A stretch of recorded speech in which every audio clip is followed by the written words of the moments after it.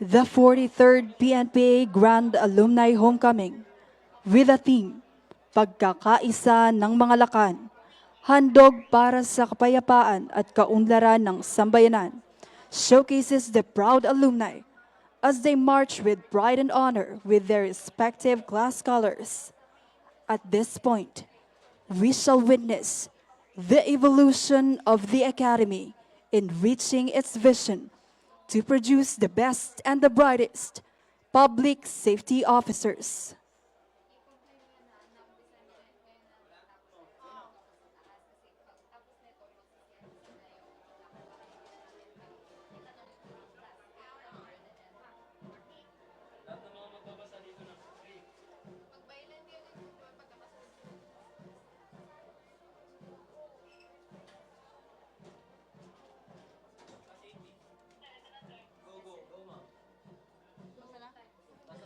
Proudly marching in front of you is the Maharlika class of 1980, the proud pioneering class of the Philippine National Police Academy. The class stands amidst adversities as they build the name of the institution, the Philippine National Police Academy. The class produced the very first graduates and recognized the first general of the Philippine National Police, the first NBI Lakan director, retired Police Chief Superintendent Pedro Estrella Bulaong. The Maharlika class of 1980 also produced the first ever Lakan to be part of the Philippine National Police Directorial Staff in the name of retired Police Chief Superintendent Danilo Kerubin Abarzosa. Ladies and gentlemen, the Maharlika class of 1980, the elite, the first graduates of the Academy.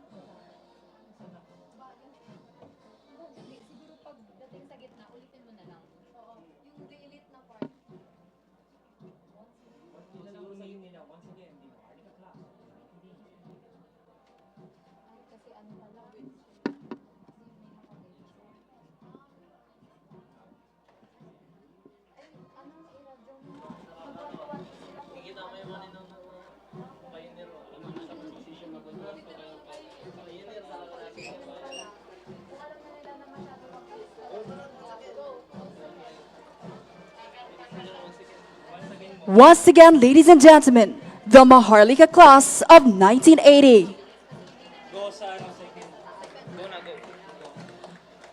Following them is the Matatag class of 1981. Matatag, as they call themselves, proved to be the only class who underwent the 45-day basic recruit training at the former Philippine Constabulary. The class has the least number of graduates of the Bachelor of Science in Public Safety program, with only 34 members who are proudly living their class name, attesting that they are really matatag.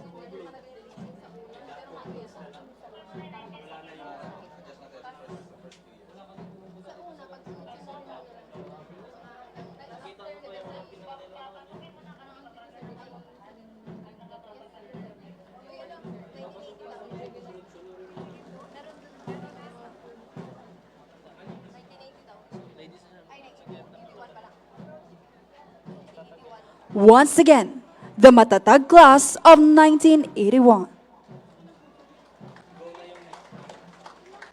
Go na daw yung next. Go na, go na. Next, walking with Manas.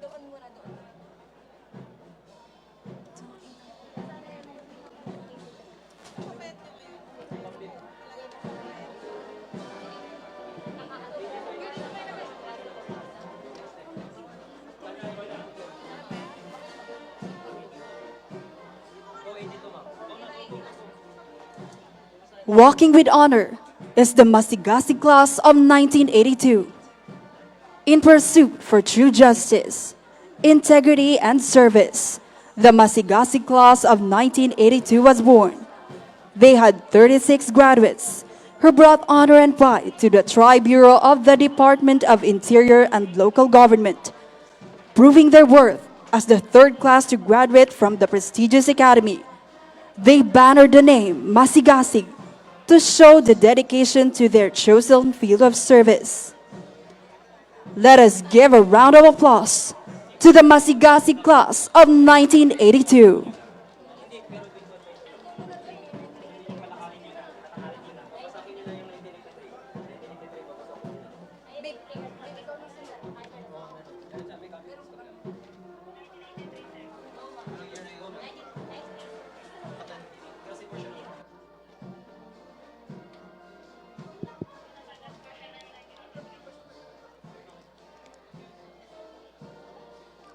After them is the Magiting class of 1983.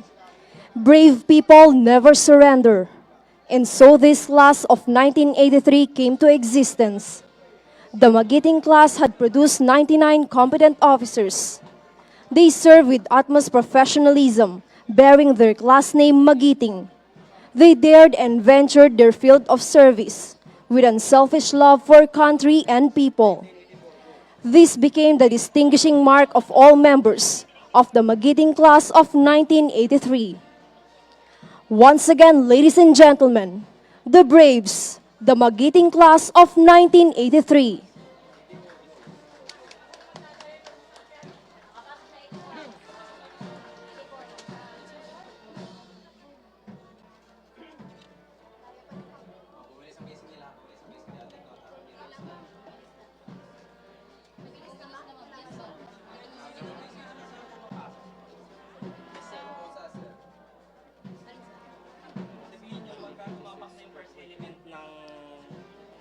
Walking with Pride is the Makatarungan class of 1984. The core value of being just became the heart of law enforcement. Through justice, the class name Makatarungan was conceived. With 99 graduates, the class is geared with the principles of the Academy to serve justice at all costs. The Makatarungan class of 1984 remained faithful in the midst of the material world, where justice prevails at all costs.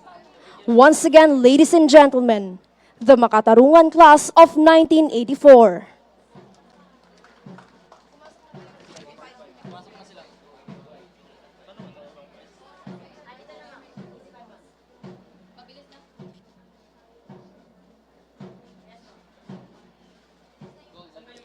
Make way to the Makatao class of 1985. The sixth class to graduate from the portals of the Philippine National Police Academy. They had their own way to achieve the image of a true public safety officer. The class yet produced another batch of 70 public safety leaders who are dedicated to serve the country and people. Their exposure during the height of the anti-government rallies in Menjola as civil disturbance management contingents only proved that they remained true to their name as the Makatao class of 1985. Ladies and gentlemen, a round of applause for the Makatao class of 1985. Walking behind is the Pagtanggol class of 1986, also known to be the EDSA class of the Philippine National Police Academy. Despite the turmoil, the Tagapagtanggol class of 1986 graduated when the country was in a political strife. This hardened the cadets both physically and mentally, which earned them the title of being true protectors of the country. Despite of such unfortunate events, the PNPA has produced 104 capable public safety officers, physically and intellectually competent, to serve the country without indifference and reservations. The Tagapagtanggol class of 1986 produces the current chairman of the PNPA AAAI and the former director of the Philippine National Police Academy, who later became the Undersecretary of Presidential Anti-Organized Crime Commission, Lakan Undersecretary Gilberto de la Cruz Cruz.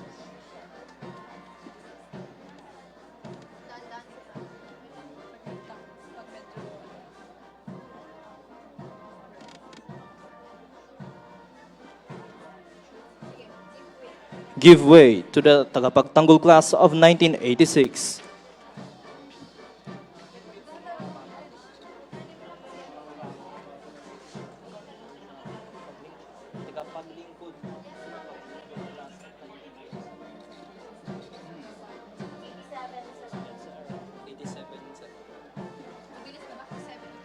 Back in the parade ground is the tagapaglingkod class of 1987.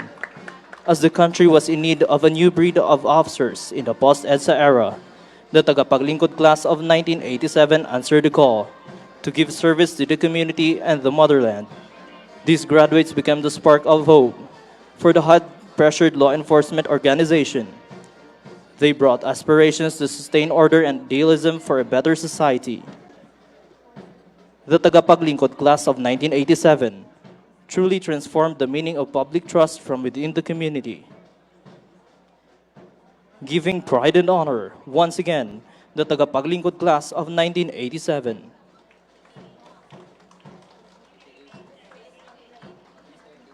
Coming your way is the tagapagtaguyod class of 1988. Their lives in conjunction had challenged their intrinsic capabilities and comradeship, so strong and so beautiful that they live up to being the best and the brightest class ever produced by the PNPA. They were able to withstand the rigors of a 2-year cadetship training. With the highest degree of discipline imposed upon them, they are very reason why PNPA became a hope of great infinity and beyond. Considered as heroes of the Filipino race, ladies and gentlemen, the tagapagtaguyod class of 1988.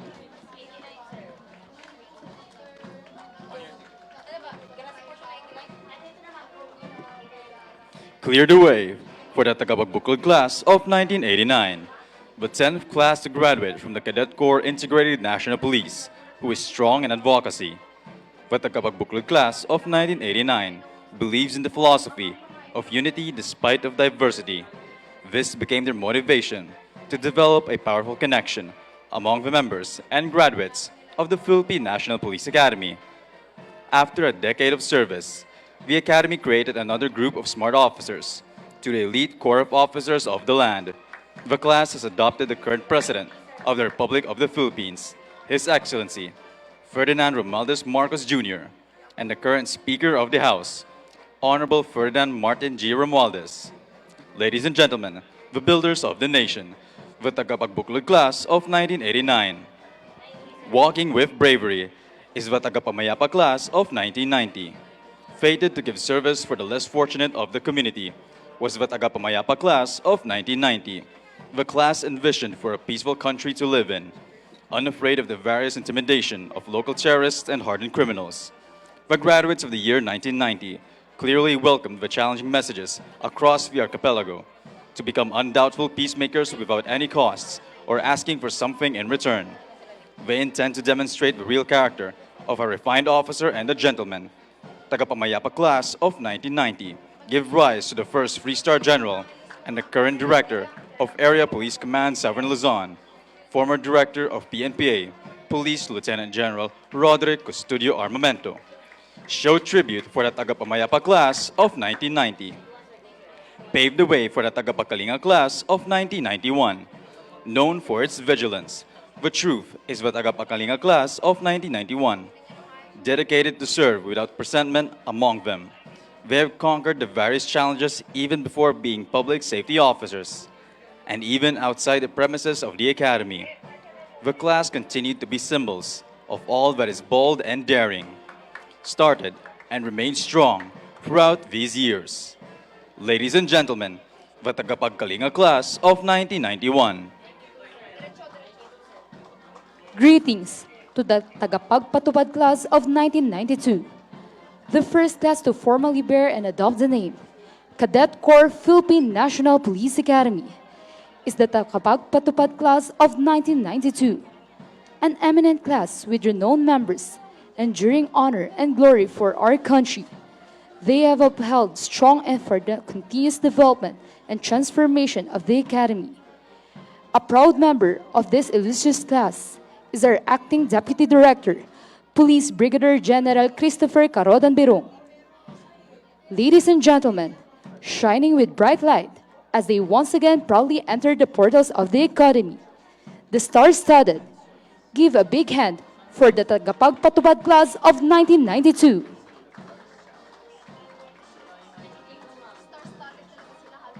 Crossing our holy ground is the tagapaglungsad class of 1993. Famous on their name, known as the Tigers of the Corps. The 14th class to graduate from this prestigious institution is the tagapaglungsad class of 1993. The class produced 89 elite officers, eligible enough to respond to the needs of the challenging world. Victors emerged among them as they were illuminated with success in a fascinating history. Once again, let us all welcome the impressive tagapaglunsad class of 1993.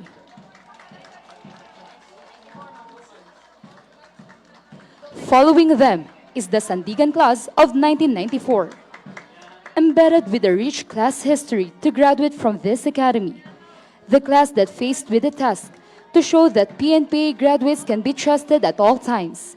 With 79 highly distinguished graduates, the Sandigan class of 1994, despite the demanding academics and arduous training along their way, they have marched proudly to meet the challenging world of public safety duty.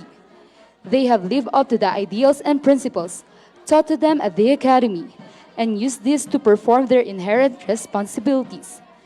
The class produced the most junior regional director by class in the name of retired Police Brigadier General Cesar de los Reyes Pasiwen. Once again, ladies and gentlemen, the Sandigan class of 1994. Make way for the Patnubay class of 1995. They have proven their worth and made a history being the first class to graduate with the first and only female cadet, Police Colonel Portia Reyes Banyaga Manalad. Their class also produced gallant officers who made their idealism and principles as their bread and butter throughout their cadetship in life.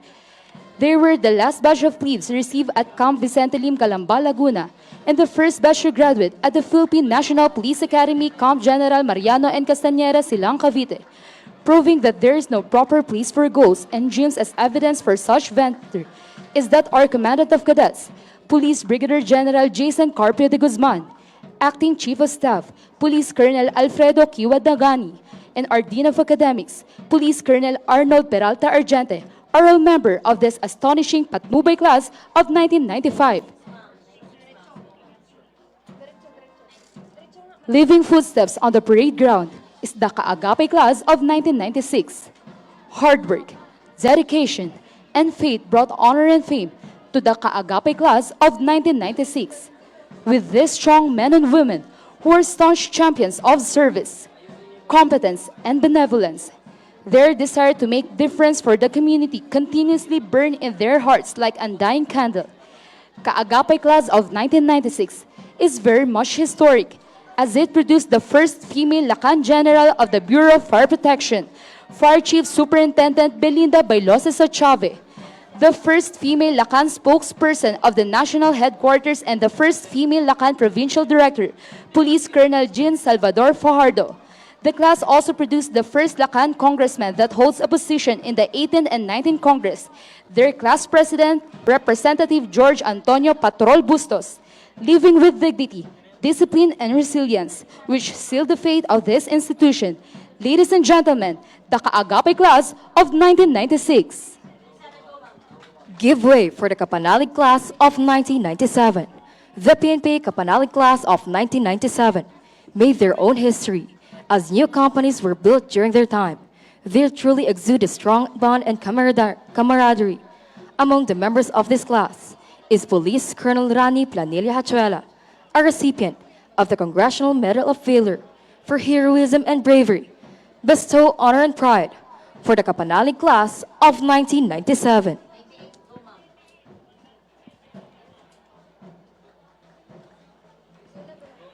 Heads up for the Centennial class, the Kabalikat class of 1998. The class that produced the most graduates in the history of PNPA, with 353 proud graduates in 1998, is the Kabalikat class. With their unflinching pursuit of national development that their class name depicts, they are the Kabalikat. in quest for peace and harmony in the country. After all, these officers did not live by the saying, the few, the proud, but rather they believed that the more, the better. Please welcome the Kabalikat class of 1998. Naisipin mo, ang daming nag-cheer sa akin kanina, oh, nung sinabi ko sa Santa Roca, 1998. Ang haba-haba nga niya, Sri. Kaya nga, ang dami-dami kaninang nag-cheer. Nung sabi ko, member of Kabalikat class of 1998. Woo! Pero ang class na, 2006. Bakit? Oh, sa palit ko. Ano ako eh? Walo. Walong palo. So, yun pa rin yung 99. Grabe yung palit ko. Ano yun? Doon na, 99. Mas mababa. 99 na daw. Light up the race for the Tanglaw Lahi class of 1999. Take pleasure and pride for this respectable and responsible men and women of the Public Safety Service, the Tanglaw Lahi class of 1999. Their immeasurable love to their alma mater can be seen through the contributions they have made for the Academy. Firm believers of integrity and public service, the law enforcers of the land, whose sole destiny is to be the best among the best officers of the country, who rose and came from this class. Once again, the Tanglaw Lahi class of 1999. Let's welcome the Millennium Class, Magilas Class of 2000. Just a little more time is what we're asking for. Just a little more time could open closing doors. Indeed, the officers produced by the Magilas Class of 2000 are undoubtedly equipped with integrity, professionalism, and leadership. They had shown their incomparable capabilities in the field of public service. The Magilas Class of 2000 currently holds the most number of provincial and city director nationwide. They proved their worth to be unstoppable, courageous, dauntless, and with never surrender. They are the breathtaking members of the Magilas Class of 2000.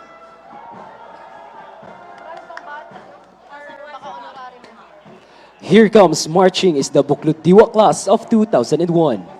The untiring efforts of the members of the Buklod Diwa Class of 2001 to preserve the prestige of the Academy cannot be measured. With high aspirations and determination, they prove to be competent in their field of service. Their members reflect their competency, audacity, and loyalty. They are remarkable public safety officers that continuously protect and serve the country and people. The Band of the Marvelous, the Buklod Diwa Class of 2001. Meet our snappy upperclassmen from the Sinaglaya Class of 2002. The Sinaglaya Class of 2002 is known as the class of living symbols of public safety servants who are anchored in honor, justice, and service. Profound and remarkable police officers that never cease to act their job to the highest form it can be. They are the officers produced by the Academy that really work hard to give pride to the very roots they grew from.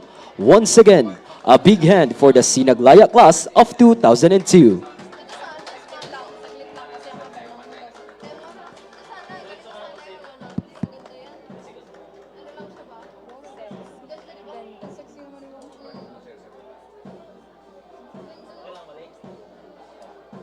Parang dress coat na ano. Parang lang siyang ano. Ito, cardigan. Ay, tawag ko. Pag tinanggal mo yung ano, pwede ka na mag-party. Papa din ba sir? Ba? Sabi sa akin, susunod yung saglit lang. Sino ba yun? Sino ba? Magbasa na 2020. Sili babasahin ko ng 20 kasi nami-miss ko na yung mga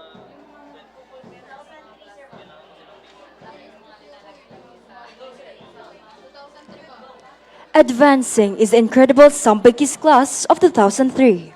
This breed of officers definitely did not trudge an easy journey. They were the only PNPA class that had a 3-year curriculum program.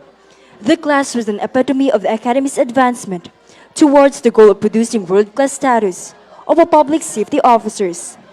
The Sambikis class of 2003 has their firmest resolution of living up their commitment to give peace to humanity. This class is composed of strong men and women who proved to be worthy to be called as stern public safety officers. Ladies and gentlemen, the Sambikis class of 2003. Homage to the Tagapagsanggalang class of 2004. In the track of the history of the Academy, the Tagapagsanggalang class of 2004 has marked the longest class name of the Academy. Witness the individuals that exemplified the tedious travel that they have gone through. They were the pioneering class of the 4-year BSBS curriculum, whose proud members are all degree holders with eligibilities prior to their admission, abiding by their class motto, Ad Majora Natus, born for greater things. Ladies and gentlemen, the Tagapagsanggalang class of 2004. Marching with honor in front of you is the Marangal class of 2005. Even in the darkness, they will be there. These gallant set of officers prove their worth in the field of public safety. The Marangal class of 2005 is equipped with the highest degree of professionalism and unselfish love for the country, imbued with the new culture of justice, integrity, and service. Traversing the various challenges of public service entails their dedication for our country. Once again, please welcome the Marangal class of 2005.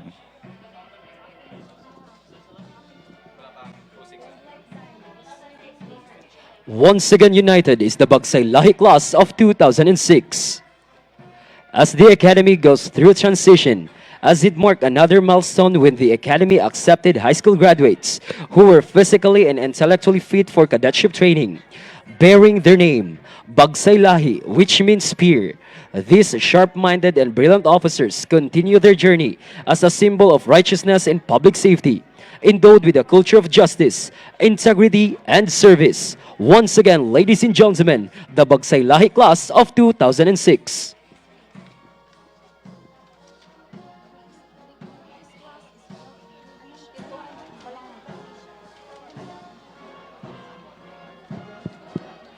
In league today is the San Sinirangan class of 2007, the first class to be composed of pure millennials who were all born from year 1980s.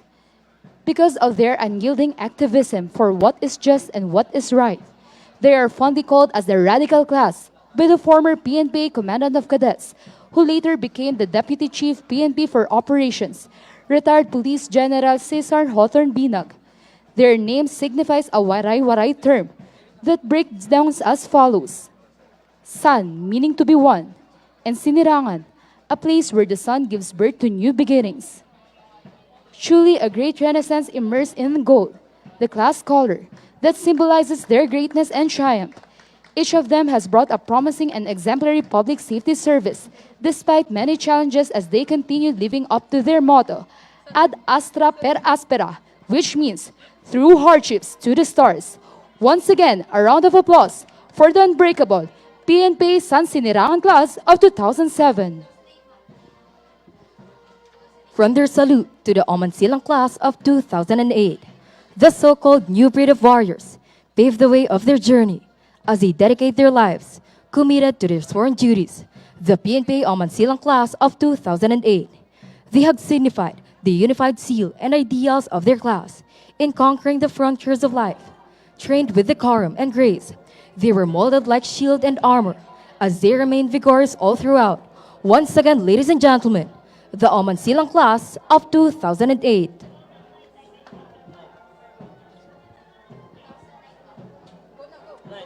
Passing through is the Kaisang Bisig class of 2009.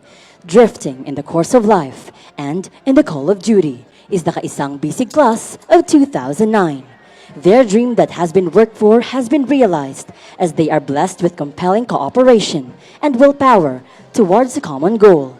The men that stood firm amidst the trials of adversity. Hasta Victoria Siempre. Rise together for the Kaisang Bisig class of 2009.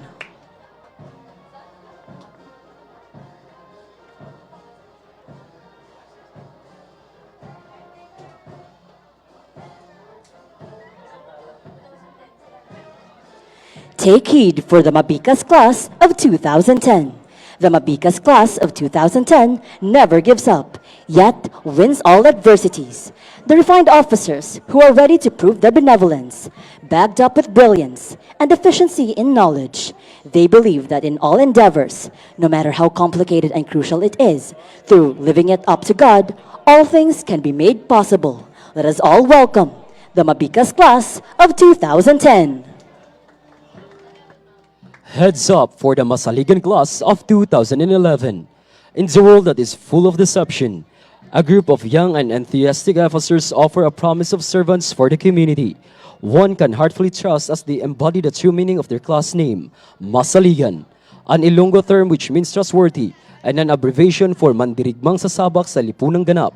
Principled with honor and integrity, they yield a promise-giving service for the citizenry as they inspire absolute reliability. Once again, a snappy salute to the Masaligan class of 2011.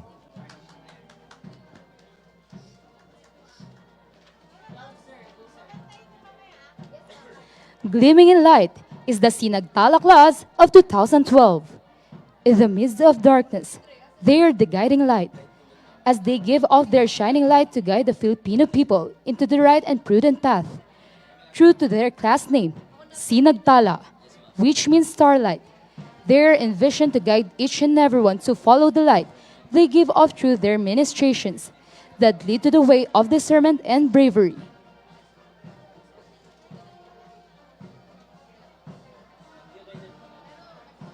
Once again, ladies and gentlemen, a round of applause for PNPA Sinagtala class of 2012.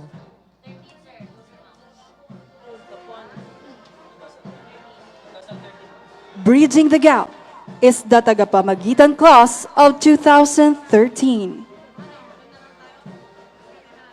The class serves as the agents who fight for good to prevail over evil. Sworn to protect and defend the people of the nation, they gain courage to overcome fear and obtain strength to resist temptation. True enough to hold and maintain balance between truth and fairness, sought after in the justice system. The Tagapamagitan class of 2013 sticks on the significant identity of the PNPA with its core values, justice, integrity, and service. Walking with festiness is the Mandilab class of 2014. The Mandilab class of 2014 made an honorable and excellent public service as their goals in enforcement of peace and order in our country.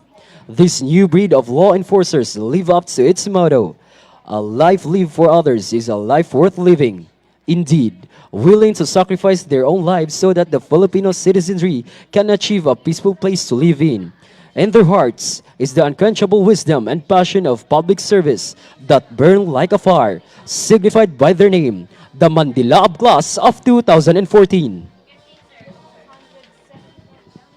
Here comes the Lacandula class of 2015, depicting the character of a paramount ruler. The Lacandula class of 2015, undaunted to face the difficulties along the rugged path of public service. They have the strong dedication to the responsibilities of leadership and fervor determination to surpass any challenges. This class firmly believes that every man is the artisan of his own fortune, for they are ready to traverse all roads for the fulfillment of its mission. Once again, please welcome the Lacandula class of 2015. Pave the way for the Masundayan class of 2016. Masundayo, from the three dialects, representing the three major islands of the Philippines, Maisug, Sundaro, and Dayaw, which means brave warrior with honor, has proven to be their living principle as public safety officers. The combination of these three words form a kaleidoscope of mixed cultures, beliefs, and traditions, signifying the class unity despite times of inevitable hardships. Once again, the Masundayo class of 2016. Lighting the path is the Masidlak class of 2017. The Masidlak class of 2017 symbolizes the unified zeal and ideals of their class to vanquish the borders of life. The class name is taken from the Visayan word Masidlak, which means a quality that outshines as usual. Excellence and courage are the virtues that made this new generation of public safety officers ready for the challenges of being a public safety officer, who are destined to fight for the less fortunate of the community. Greetings to the PNPA Masidlak class of 2017. Then to the royalties, the Maragtas class of 2018. A class which was considered to have the fewest number of graduates shows that it's not about the quantity nor the ability, but it's all about the quality and the availability of the class to conquer the challenges and adversities of public service. Being few is never a hindrance to reach a common goal for this class, which is to bring impact and influence to the people whom they serve. The road may be rough, but they do believe that it's worth traveling for as long as it gives pride to their alma mater, the Philippine National Police Academy. Once again, the Maragtas class of 2018.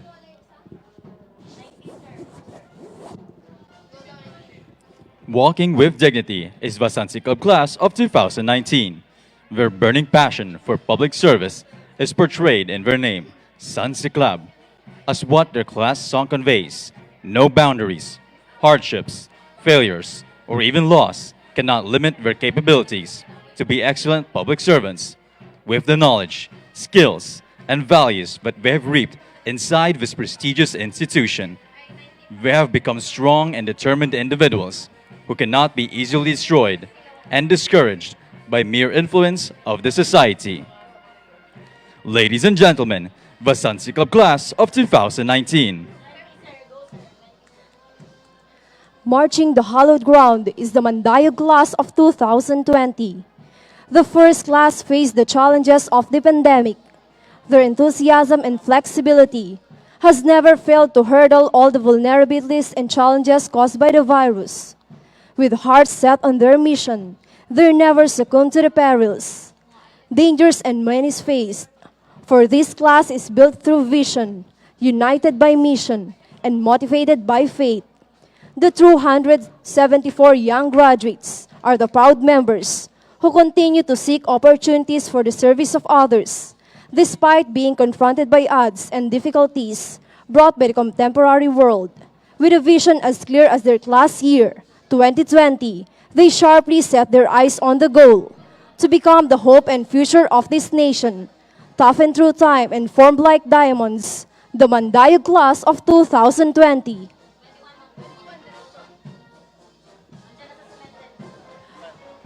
Proudly marching is the Hinirang class of 2021.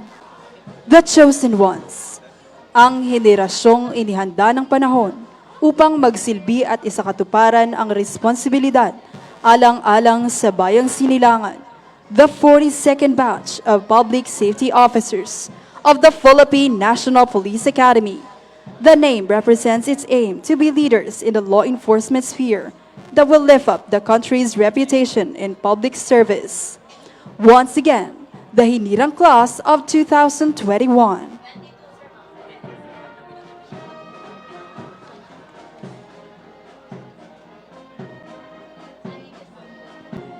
Making their way in the hallowed once again is the Alabcalis class of 2022. Mga alagad ng batas na kakalinga sa sinilangang bayan, this class has faced a lot of adversities, from the raging ashes of the Taal volcano to the threats of the COVID-19 pandemic. They prove that the blazing passion for quality public service is an unconditional duty. Breaking through the new era of leaders with discipline and dignity of valor, acting without self-interest, this class will continue to drive the next generation of public servants as just, dignified, and compassionate, an epitome of leadership, pride, and honor that reflects the overall bearing of the entire Lakan community as they live with their class motto, "What you do today echoes for eternity." Ladies and gentlemen, the newest member of the PNPA alumni family, let us welcome the Alabcalis class of 2022.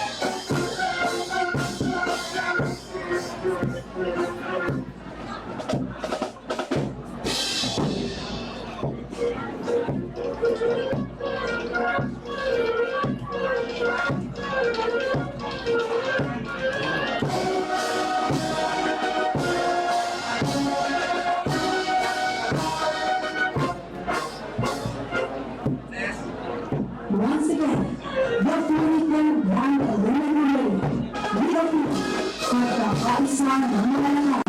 Handog para sa kapayapaan at kaunlaran ng sambayanan.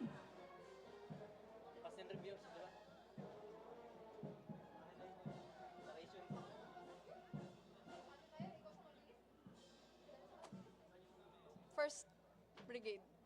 Alam mo maghati tayo. Last pasamasid. Pagdating sa alam ko na yan. Bakit hindi na kayo?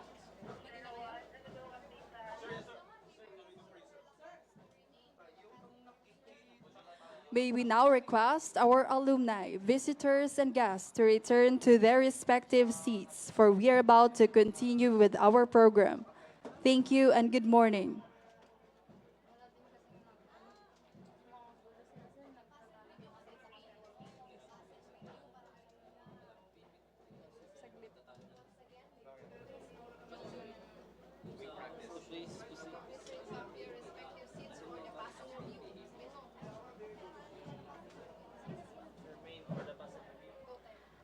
And now, the pass and review. May we request the chairman of the Philippine National Police Academy Alumni Association Incorporated and Undersecretary of the Presidential Anti-Organized Crime Commission, Lakan Undersecretary Gilberto de la Cruz Cruz, to acknowledge the truce.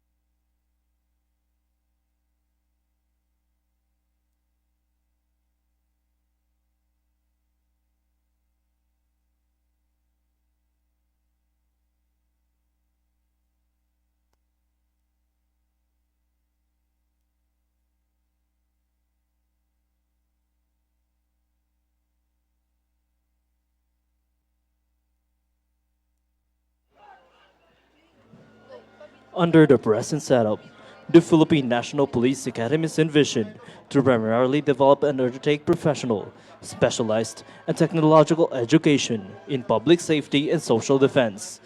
Considering its role as the primary establishment of the police, fire, and jail services, the Academy further aims to promote continuous research and advanced studies and progressive leadership in its areas of specialization. The program includes the following distinct areas of studies: police, fire, jail services administration and management, research and development programs, law, criminalistics, public safety, and social defense. In line with its mission of developing human resources in the field of public safety, the Academy continues to produce highly competent, mentally sound, physically fit, spiritually strong, and morally upright future public safety personnel, imbued with solid moral values and firm respect for human rights and democratic processes, and oriented to become the best and the brightest. Approaching the grandstand, ladies and gentlemen, is the Corps of Cadets, Philippine National Police, headed by our regimental commander, Cadet Paiton Cavite and his staff, Cadet Frias Pangasinan, Cadet Valdez North Cotabato, Cadet Balucos Palawan, Cadet Maslang Benguet, Cadet Corpus Ilocos Sur, Cadet Alviar Ilocos Sur, Cadet Casla Taguig City.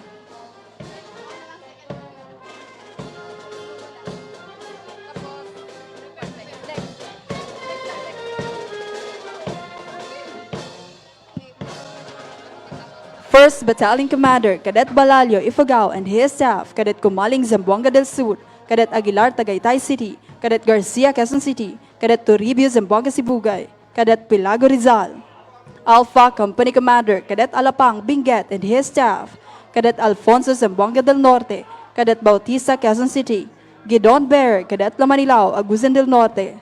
First Platoon Leader, Cadet Gumatay, Cagayan. Second Platoon Leader, Cadet Osita, Pangasinan. Bravo Company Commander, Cadet Lumiwas, Mountain Province and his staff, Cadet Alabado Bulacan, Cadet Belio Cavite, Gidon Bear, Cadet Salvador, Taguig City. First Platoon Leader, Cadet Arjan, Zamboanga City. Second Platoon Leader, Cadet Lumen, Cagayan de Oro City. 2nd Battalion Commander Cadet Verzon Cagayan and his staff, Cadet Triboriano Nagas City, Cadet Fajardo Manila, Cadet Palo Bulacan, Cadet Bangero Iloilo, Cadet Maramag Manila. Charlie Company Commander Cadet Luod Mountain Province and his staff, Cadet Alano Marikina City, Cadet Lali Zamboanga City, Gidon Bear Cadet Mukaram Zamboanga City, 1st Platoon Leader Cadet Lagat Mountain Province, 2nd Platoon Leader Cadet Dungo Butuan City. Delta Company Commander Cadet Bautista, Digos City and his staff, Cadet Mendoza Tarlac City, Cadet Dacudaw Tagum City, Giron Bear Cadet Bukalen Kalinga. 1st Platoon Leader Cadet Bigueras Bataan, 2nd Platoon Leader Cadet Pacaanas Samar.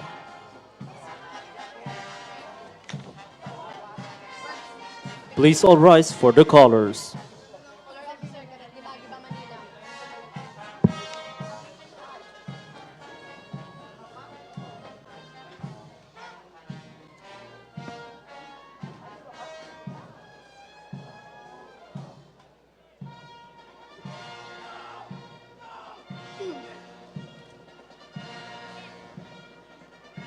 Color Officer Cadet Dimagiba Manila. 3rd Battalion Commander Cadet Cabistante Negros Oriental and his staff, Cadet Monteverde Lucena City, Cadet Amawis Kalinga, Cadet Cabello Cotabato City, Cadet Cacho Ilocos Sur, Cadet Macarandan Davao del Sur.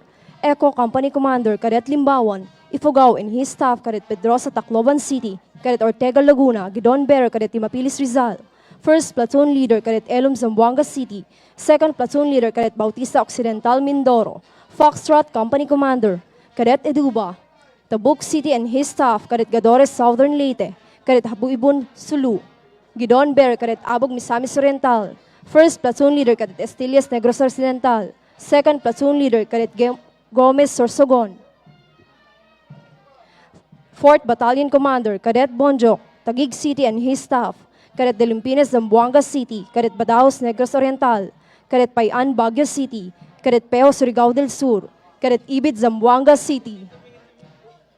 Golf Company Commander Cadet Astudillo Mountain Province and his staff, Cadet Escasa Valenzuela City, Cadet Landrito Muntinlupa City, Gidon Bero Cadet Payang Tarlac City, 1st Platoon Leader Cadet Opamin Ormoc, 2nd Platoon Leader Cadet Bautista Cotabato City. Hawk Company Commander Cadet Madlang Bayan, Makati City and his staff, Cadet Baguio Misamis Oriental, Cadet Rosillo Surigao del Sur, Gidon Bear Cadet Santa Ana Northern Samar, 1st Platoon Leader Cadet Tapiru Apayao and 2nd Platoon Leader Cadet Hadjail Sulu.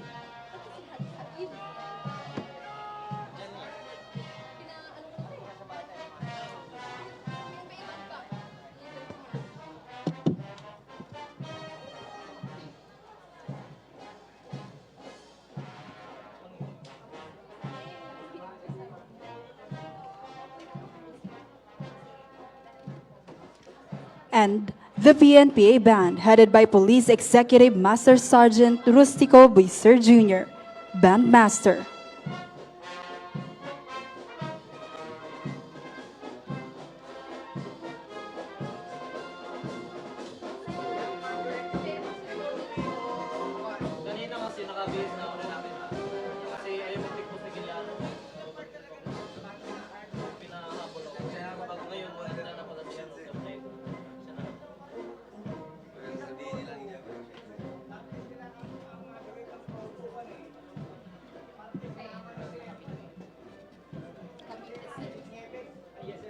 And the members of the Speakers Board, headed by the officer in charge, Police Major Elvin Reyes Villanueva, Cadet Tayamora Catanduanes, Cadet Pambid Cagayan, Cadet Vergara Taguig City, Cadet Pejo Surigao del Sur, Cadet Rivera Agusan del Sur, Cadet Pintuan Tagum City, Cadet Angkao Amadeo, Cadet Lee Cebu City, Cadet Makaantal Zamboanga City, Cadet Asidra Leyte, Cadet Avila Cebu, Cadet Ibias Antique, Cadet Pamposa Tacurong City, and Cadet Serrano Leyte.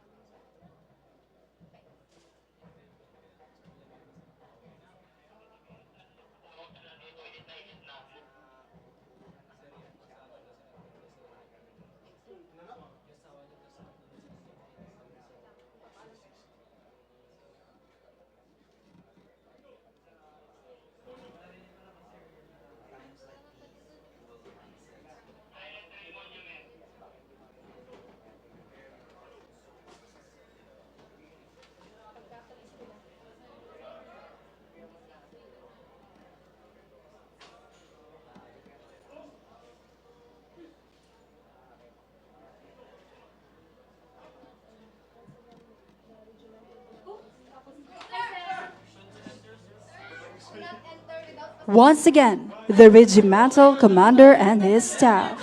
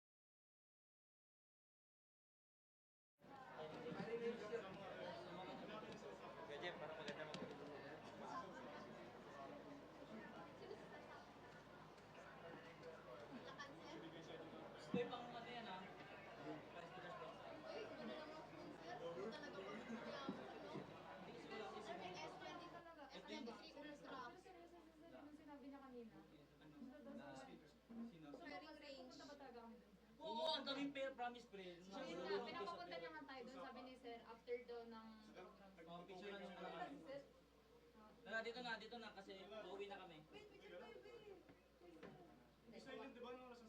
Mamaya pa Sir.